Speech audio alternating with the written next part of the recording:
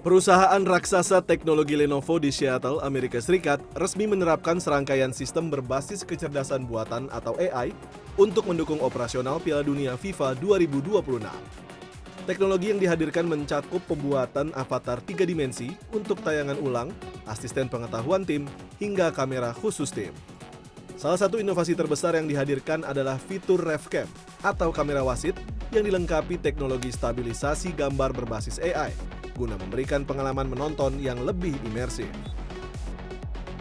The RevCam and the video stabilized AI is one of the hits so far. It's showing up a lot in the feeds, and it started with the fan experience because we wanted to provide a more immersive fan experience for them, to bring them into the action. What is it actually like on the pitch? So the balance is, how do we find the right level of immersion, which says this is actually what it feels like on the field, so something that's authentic without making people seasick.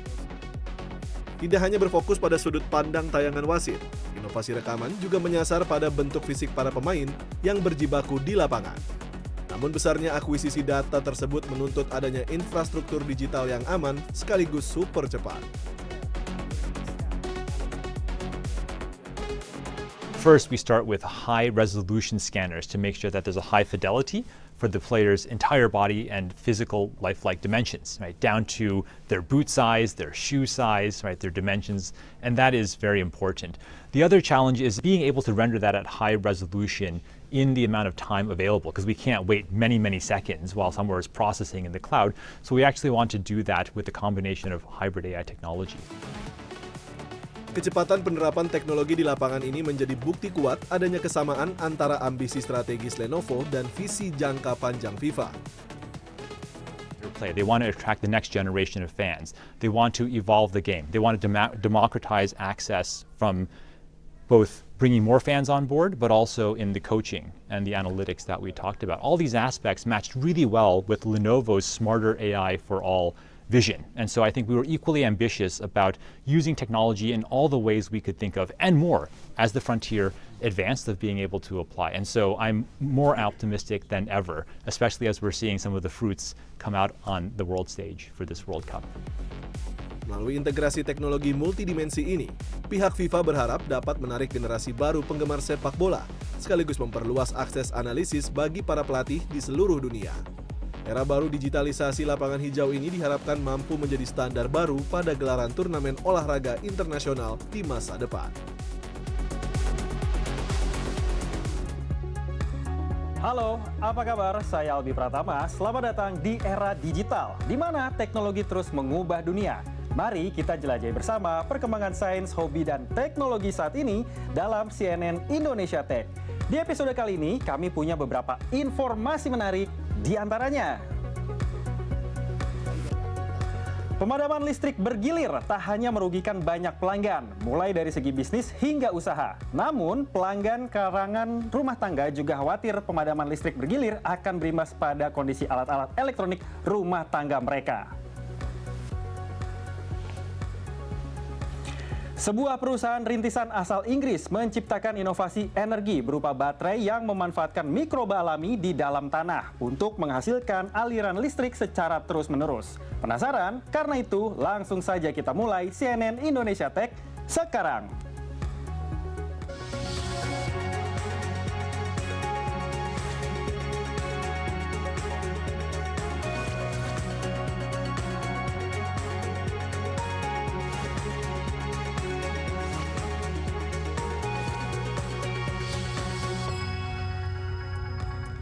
Sebulan belakangan, masyarakat harus merasakan pemadaman listrik secara bergilir. Mulai dari pabrik, rumah ibadah, rumah sakit, hingga pemukiman warga harus merasakan listrik mereka putus sambung. Bicara padam listrik, dampaknya tidak hanya gelap terangnya perumahan, tapi juga bisa memicu kerusakan pada alat elektronik milik warga. Kalau sudah begini, pada pihak siapakah masyarakat bisa menuntut ganti rugi? Berikut liputannya untuk Anda.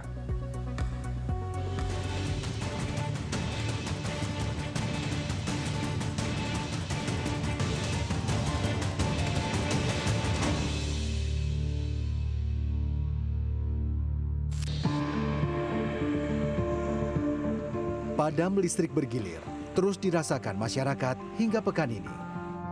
Pabrik-pabrik tekstil harus henti operasi lantaran mesin pintal mereka tidak berfungsi lantaran padam listrik. Tidak hanya pabrik, rumah sakit harus dibuat kewalahan akibat padam listrik. Agar pasien rumah sakit tidak menjadi korban, pihak rumah sakit pun mengeluarkan biaya harus mengoperasikan mesin genset sebagai cadangan listrik saat pemadaman. Lalu bagaimana dengan permukiman warga? Bagi yang punya kocek lebih, mungkin bisa membeli genset. Tapi bagi yang pas-pasan, mereka pun harus pasrah dengan pemadaman listrik. Seperti Luciana Apriastuti, warga di kawasan Taman Intan, Nginden Timur, Surabaya. Lucy hanya bisa pasrah saat rumahnya mendapat pemadaman listrik bergilir. Tidak hanya soal aktivitasnya terganggu, Lucy khawatir karena listrik biarpet, peralatan elektronik yang dipunya bakal rusak. Saya juga takut gitu loh, maksudnya alat elektroniknya kan lumayan banyak gitu loh.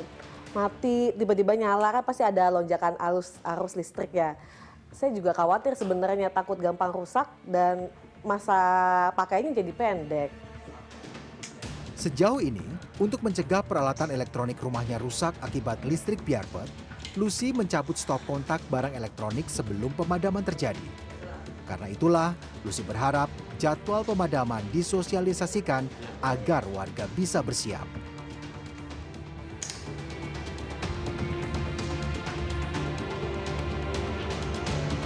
Ya, kebiasaan mencabut alat-alat listrik dari stop kontak saat terjadi pemadaman arus listrik adalah kebiasaan yang baik karena untuk menjaga performa alat elektronik di rumah Anda. Karena yang dikhawatirkan adalah pada saat arus listrik kembali tersambung setelah pemadaman bergilir, yang terjadi adalah tegangannya belum stabil. Pemadaman listrik bergilir memang membuat repot warga. Sejumlah warga yang kami temui mengaku akibat padam listrik bergilir, aktivitas mereka terganggu. Soalnya kan kadang kayak saya kan biasanya kalau pas di rumah itu suka buat apa-apa gitu kan ya, wis kadung dicampurin semua, ternyata mati lampu, kita nggak bisa ngerjakan apa-apa, otomatis kan langsung berhenti di situ. Seharusnya pemerintah ya kasih jadwalnya lah seperti itu, biar kita tahu lebih enak.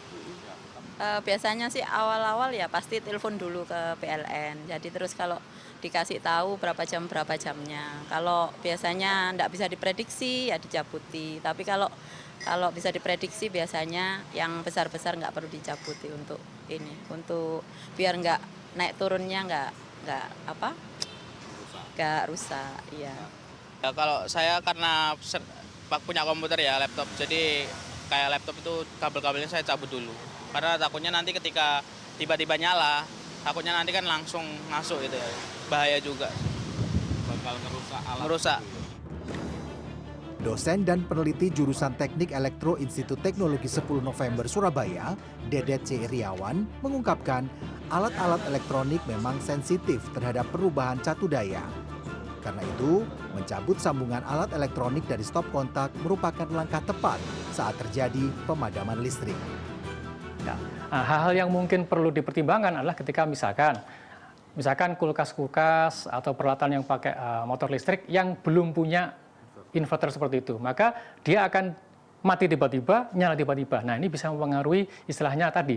Misalkan katakanlah pertama kali dia tuh menyerap daya listrik ketika dia akan starting, itu membutuhkan arus yang besar dan akhirnya ya, dia akan menghasilkan torsi yang besar sehingga nanti bisa mengurangi lifetime dari si mekanisnya, seperti itu.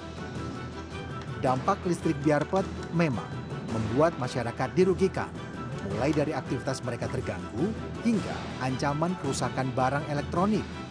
Masyarakat tentu bertanya, jika mereka menanggung kerugian akibat pemadaman listrik bergilir, maka kemanakah mereka menuntut ganti rugi? Alan Maulana, Ganjar Wicaksono, Surabaya, Jawa Timur. Di tengah ambisi global untuk mencapai target emisi nol bersih atau net zero emission, sebuah perusahaan rintisan asal Inggris yang bernama Bactery menciptakan inovasi energi berupa baterai yang memanfaatkan mikroba alami di dalam tanah untuk menghasilkan aliran listrik secara terus-menerus. Nantikan informasinya usai jeda berikut, tetaplah di CNN Indonesia Tech.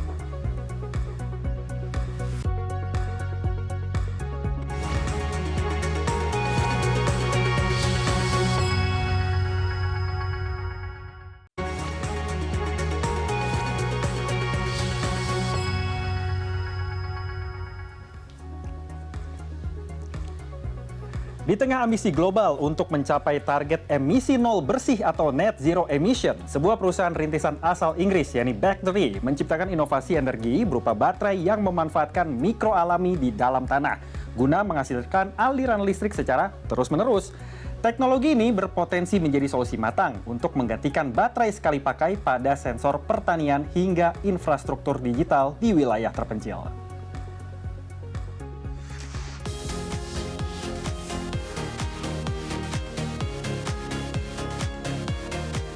Di bawah lapisan tanah di Universitas Bath, Inggris, sejumlah perangkat berbentuk jamur kini tengah diuji coba. Perangkat yang bernama Bactery ini bukan hanya sekedar alat peraga, melainkan baterai yang mampu menyerap elektron dari bakteri tanah untuk diubah menjadi energi listrik. Pendiri sekaligus CEO Bactery, Dr. Jakub Jędrzejowski, menyebut bahwa kunci utama teknologi ini adalah rekayasa sel bahan bakar mikroba. These are equivalent to 10 AA batteries per year. So these are all generation 1. They're connected to our custom data loggers. So on top of the device itself, we've also designed our own data communication systems, which enable us to deploy these devices and get real-time data on how they're performed. So in our labs, we have insights on how every single system is doing. Sistem ini bekerja ketika mikroba di dalam tanah mengurai bahan organik dan melepaskan elektron. Elektron tersebut kemudian ditangkap oleh elektroda yang ditanam untuk menghasilkan daya pasif yang tahan terhadap perubahan cuaca. So we take microbes that are already in the soil, they're living organisms, and we create conditions within the soil and the reactor that allows them to produce electrons, and we take those electrons and we produce that power. And so at the moment, what we do in the lab right here is we develop these fuel cells, these reactors, to work on various different soil types in various places. As you can imagine, outside, the environment is very different. You can have rain, sun, throughout the whole year. Different places in the world are quite different. And so how do you create a system that's passive, that allows this reactor to work in all these conditions? So our goal is to make the soil, these reactors, work and produce power in every single soil type on the planet. Pada generasi pertama, satu unit perangkat dapat menghasilkan energi yang setara dengan 10 baterai AA per tahun dengan masa pakai mencapai 30 tahun tanpa perawatan. Fokus utama saat ini adalah memasok daya bagi sensor kelembapan tanah dan IoT di sektor pertanian jarak jauh. Namun, dalam jangka panjang, peneliti memiliki ambisi besar untuk meningkatkan kepadatan daya hingga 4 watt per meter kubik di dalam laboratorium. Watts, even though it might seem like it's insignificant, you can scale the devices bigger and you can have them installed fully underground so you're not competing with land use. And then you take an average sized garden and all of a sudden you can offset most of your household electricity bills from your garden all year round. Perangkat Bactery ini diharapkan dapat segera dikomersialkan guna mengurangi ketergantungan pada energi kabel maupun limbah baterai kimia sekali pakai.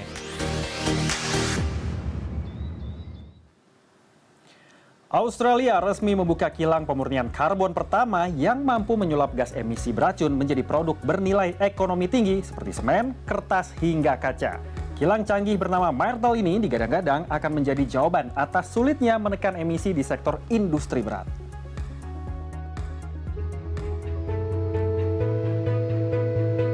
Inilah komplek industri di Newcastle, Australia. Sekilas kepulan asap dari pabrik amonia ini tampak seperti polusi biasa. Namun di tempat inilah sejarah baru teknologi lingkungan sedang dimulai. Australia resmi mengoperasikan kilang pemurnian karbon pertama mereka, menggunakan teknologi teranyar yang mampu mengubah gas emisi beracun menjadi produk-produk bernilai tinggi, seperti semen, kertas, dan kaca. Kilang minyak canggih bernama Myrtle ini didesain agar mampu menangkap gas karbon dioksida atau CO2. So Myrtle is a demonstration of us being sited next to an industrial emitter with Orica at their ammonia plant in Newcastle, Australia. What we're doing is we're taking their emissions and we put it through several processes which then continuously show the transformation from gas to solid. So we're getting rid of emissions into solid materials for use in the circular economy. So these are used in cements and concretes, in plasterboards, in glass, in paper, in many manufactured goods. Proyek yang telah dikembangkan selama 15 tahun oleh MCI Carbon ini mampu menangkap 2.500 ton emisi karbon dioksida per tahunnya dan dapat menghasilkan 10.000 ton produk siap pakai. So we can take a facility like this Myrtle plant and we can site it anywhere around the world where there are industrial emissions. So this is in steel and cement, the hard to abate sectors. And so this will help them decarbonise whilst also making profit. Peresmian kilang ini turut dihadiri langsung oleh Menteri Energi dan Perubahan Iklim Australia, yakni Chris Bowen, yang menegaskan pentingnya teknologi penangkapan karbon demi mengejar target penurunan emisi negara tersebut. We're making good progress in Australia in reducing emissions, 9 million tonnes last year, the biggest emissions reduction outside COVID in our history. But we are also dealing with what we in the climate trade call HTA, hard to abate sectors. And it's not easy to get all the carbon out of the air just by reducing emissions. You do have to capture some, and what you're doing here is helping us with that journey. 2,500 tonnes a year of carbon, 10,000 tonnes of product, which makes a big difference. Berbeda dengan teknologi lama yang menimbun gas karbon di bawah tanah, metode peningkatan mineral atau mineral carbonation ini justru meniru proses alami bumi yang memakan waktu jutaan tahun. Kini setelah dinilai sukses di negara Australia, teknologi ini tengah bersiap diekspor ke Jepang dan Austria sebagai solusi global menekan pemanasan global.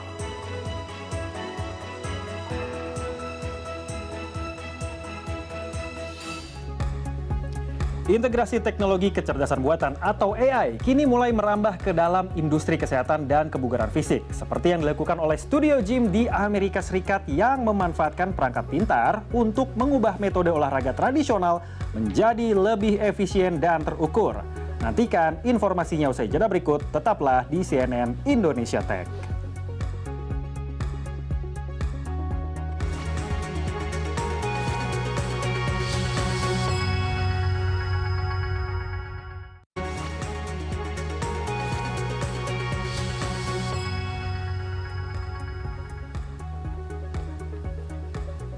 Ikon pariwisata sekaligus monumen bersejarah Amerika Serikat, Lincoln Memorial Reflecting Pool di Washington DC, kini tengah menjadi sorotan. Berselang sepekan setelah direnovasi dan dicat ulang, air di kolam raksasa tersebut justru berubah warna menjadi hijau pekat. Fenomena ini terjadi akibat ledakan pertumbuhan alga ataupun algae bloom. Otoritas setempat kini harus berpacu dengan waktu memanfaatkan teknologi nanobubble hingga cairan kimia khusus guna mengembalikan keasrian kolam di kawasan National Mall tersebut. Kolam hijau pekat. Itulah pemandangan yang dilihat oleh wisatawan di kawasan National Mall, Washington DC, Amerika Serikat. Air di kolam refleksi Monumen Lincoln berubah warna menjadi hijau pekat akibat lonjakan pertumbuhan alga yang sangat cepat. Guna mengatasi masalah tersebut, petugas dari National Park Service dikerahkan untuk menuangkan sejumlah jerigen cairan hidrogen peroksida dengan konsentrasi 12% ke dalam kolam. Hydrogen peroxide gets broken down and converted to water and oxygen in a matter of minutes to hours. So it's in there, but before you know it, it's all water again. It's usually a good short-term fix, and it works best when applied just as an algal bloom is taking off, before it gets too intense. Selain cairan kimia, Kementerian Dalam Negeri Amerika Serikat menyatakan kolam juga diolah menggunakan teknologi ozon nanobubble canggih. Teknologi ini berfungsi untuk membunuh alga, patogen seperti bakteri E. coli, serta kontaminan lainnya.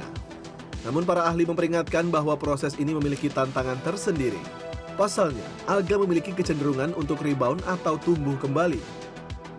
There's also a water temperature aspect, so the warmer it gets, essentially the quicker the hydrogen peroxide burns off and the quicker the algae can rebound. So there's always going to be a rebound of the algae, and the speed with which that happens is going to be a function of temperature. Warmer temperatures happens faster, and also how intense the bloom is to start. If it's very intense, like the water's really, really green, they may be more likely to rebound. Penggunaan hidrogen peroksida dipilih karena dianggap lebih aman dibandingkan klorin. Meski konsentrasi 12% dapat menimbulkan sedikit iritasi ringan bagi kawanan bebek yang berenang, cairan ini dipastikan tidak memiliki resiko mematikan bagi satwa di atas permukaan air. Renovasi kolam ini sebelumnya merupakan bagian dari kampanye Presiden Donald Trump untuk mempercantik sejumlah monumen utama di Washington. Kolam baru saja diisi kembali pada 5 Juni lalu, dengan bagian dasar yang dicat menggunakan warna khusus yang disebut Trump sebagai American Flag Blue. Integrasi teknologi kecerdasan buatan atau AI kini mulai merambah ke dalam industri kesehatan dan kebugaran fisik seperti yang dilakukan oleh Studio Gym yang memanfaatkan perangkat pintar untuk mengubah metode olahraga tradisional menjadi lebih efisien dan terukur. Bukan hanya untuk atlet muda, pemanfaatan data digital pada alat fitness ini dirancang juga secara khusus guna membantu kelompok usia parubaya menjaga massa otot mereka dengan aman. Sebuah studio kebugaran baru bernama The Exercise Coach di kota Woodbury, negara bagian Minnesota, Amerika Serikat, menawarkan metode workout unik berdurasi 20 menit sebanyak 2 kali seminggu.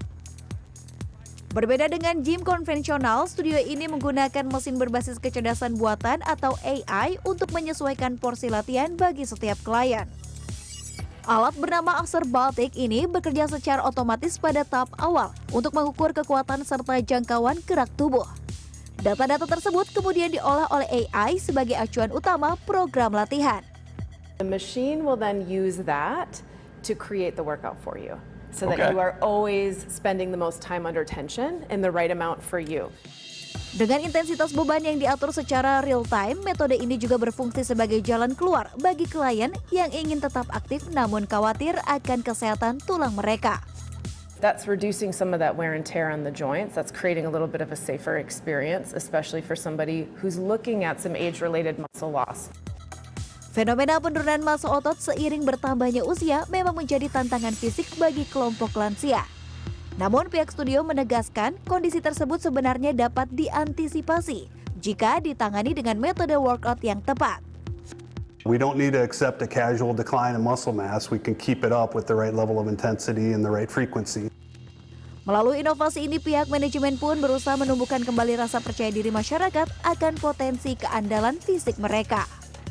You might be surprised what your body can still do, so we do invite you to give it a shot. Kendati mengandalkan teknologi kecerdasan buatan tinggi, setiap sesi latihan di studio ini dipastikan tetap berada di bawah pengawasan seorang pelatih fitness profesional. Selain itu, studio ini juga turut menggabungkan latihan keseimbangan serta kognitif guna membantu klien lanjut usia mempertahankan stabilitas gerak tubuh dalam kehidupan sehari-hari. Dan informasi tersebut menutup CNN Indonesia Tech kali ini. Saya Albi Pratama, pamit undur diri. Sampai jumpa minggu depan. CNN Indonesia menghubungkan Anda dengan inovasi terbaru